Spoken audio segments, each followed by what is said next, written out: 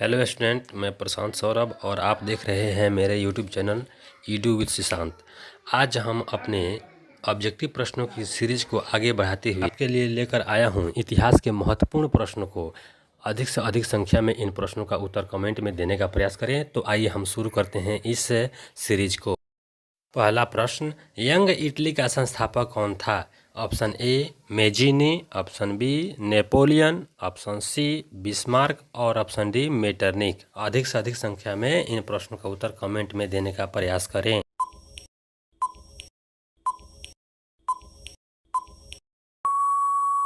प्रथम प्रश्न का उत्तर होगा ए मेजीनी। दूसरा प्रश्न है, फ्रांसीसी क्रांति कब आरंभ हुई? Option A 1769, option B 1779, option C 1789 और ऑप्शन डी 1799।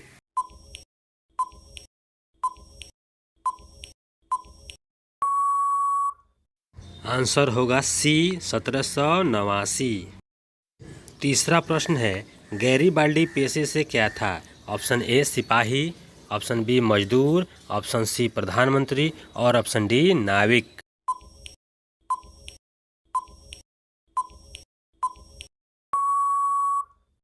आंसर होगा डी नाविक। चौथा प्रश्न है, मेजीनी का संबंध किस संगठन से था? ऑप्शन ए लाल सेना, option B Carbonari, option C Philike Hetaireia और ऑप्शन डी डायट।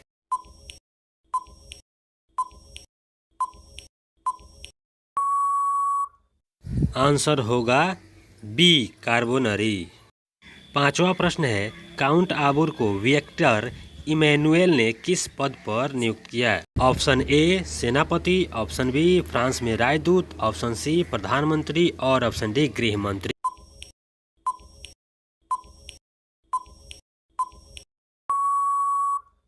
आंसर होगा सी प्रधानमंत्री।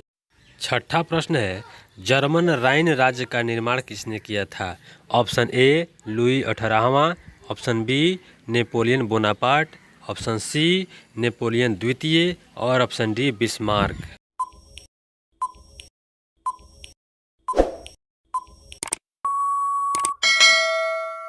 आंसर होगा बी नेपोलियन बोनापार्ट।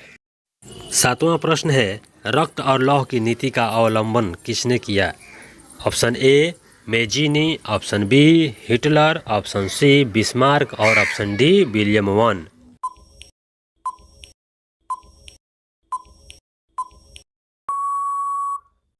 आंसर होगा सी बिस्मार्क।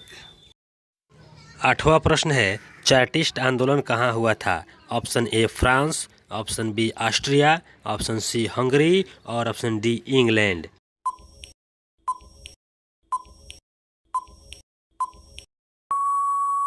आंसर होगा डी इंग्लैंड। नौवां प्रश्न है, फ्रैंकफर्ट की संधि कब हुई? Option A 1864, option B 1866, option C 1870 और ऑप्शन डी 1871।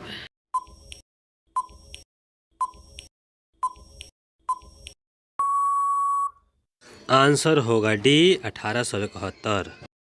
नौवां प्रश्न है, यूनान को कब स्वतंत्र राष्ट्र घोषित किया गया था? Option A 1835, option B 1832, option C 1842 और ऑप्शन डी 1830।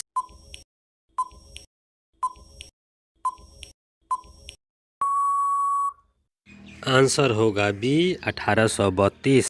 प्रश्न संख्या 10, जर्मनी एवं इटली के एकीकरण के समय फ्रांस का शासक कौन था? Option A Napoleon Bonaparte, option B Napoleon तृतीय, ऑप्शन सी विक्टर इमैनुएल और ऑप्शन डी विलियम प्रथम।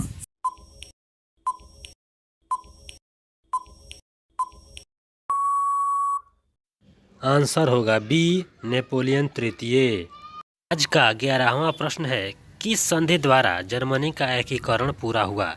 ऑप्शन ए डेनमार्क की संधि द्वारा, ऑप्शन बी गैस्टिन की संधि द्वारा, ऑप्शन सी प्रयाग की संधि द्वारा और ऑप्शन डी फ्रैंकफर्ट की संधि द्वारा।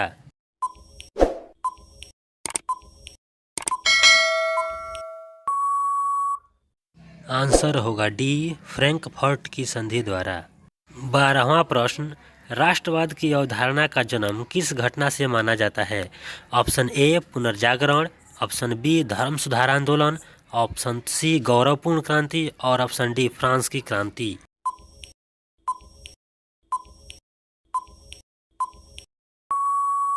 आंसर होगा ए पुनर्जागरण। 13वां प्रश्न, लाल कुर्ती नामक संस्था का गठन किसने किया था? ऑप्शन ए बिस्मार्क ने, ऑप्शन बी काउर ने, ऑप्शन सी मेजिनी ने और ऑप्शन डी गैरीबाल्डी ने।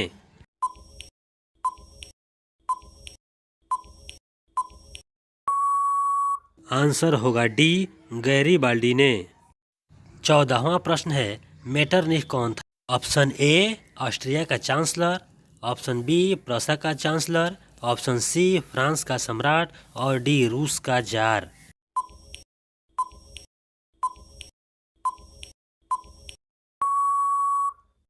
आंसर होगा ए ऑस्ट्रिया का चांसलर। 15वां प्रश्न है, 1830 की क्रांति के बाद फ्रांस में किस प्रकार का शासन स्थापित हुआ? ऑप्शन ए निरंकुश राजतंत्र, ऑप्शन बी संघीय शासन व्यवस्था, ऑप्शन सी गणराज्य तथा ऑप्शन डी संवैधानिक राजतंत्र।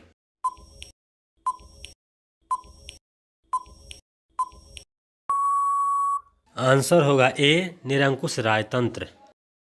16वां प्रश्न है, किस संधि द्वारा स्वतंत्र यूनान राष्ट्र की स्थापना हुई? ऑप्शन ए वियना की संधि द्वारा, ऑप्शन बी कुस्तुनतुनिया की संधि द्वारा, ऑप्शन सी प्राग की संधि द्वारा और ऑप्शन डी एड्रियानोपुल की संधि द्वारा।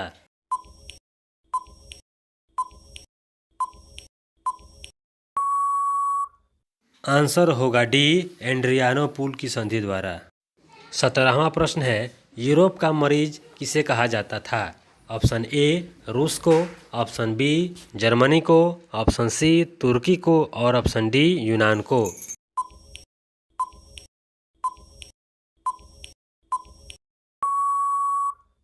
आंसर होगा सी तुर्की को। 18वां प्रश्न है, प्रूसिया का शासक कौन था? Option A Napoleon Bonaparte, option B Napoleon तृतीय, ऑप्शन सी विक्टर इमैनुएल और ऑप्शन डी विलियम प्रथम।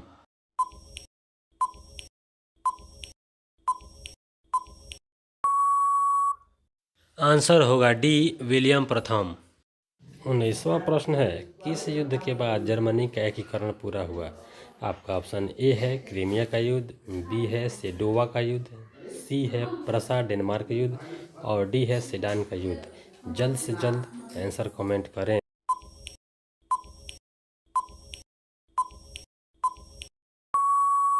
आंसर होगा डी सेडान का युद्ध। 19वां प्रश्न है, यूनान के स्वतंत्रता संग्राम में किसकी पराजय हुई? ऑप्शन ए रूस की, ऑप्शन बी तुर्की की, ऑप्शन सी यूनान की और ऑप्शन डी फ्रांस की।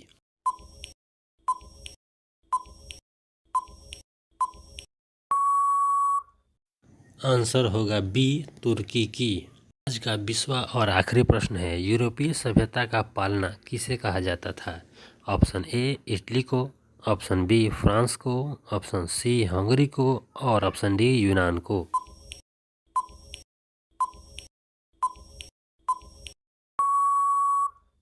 20वें प्रश्न का उत्तर होगा डी यूनान को। साथियों, इस प्रकार हमने इस वीडियो के माध्यम से क्लास 10th के इतिहास के प्रथम पार्ट के सभी महत्वपूर्ण ऑब्जेक्टिव प्रश्नों को देखा। उम्मीद है आपको यह वीडियो पसंद आई होगी। अगर यह वीडियो पसंद आई हो तो लाइक करें, कमेंट करें और अधिक से अधिक अपने दोस्तों के पास शेयर करें। फिर मिलते हैं अगले वीडियो में। धन्यवाद।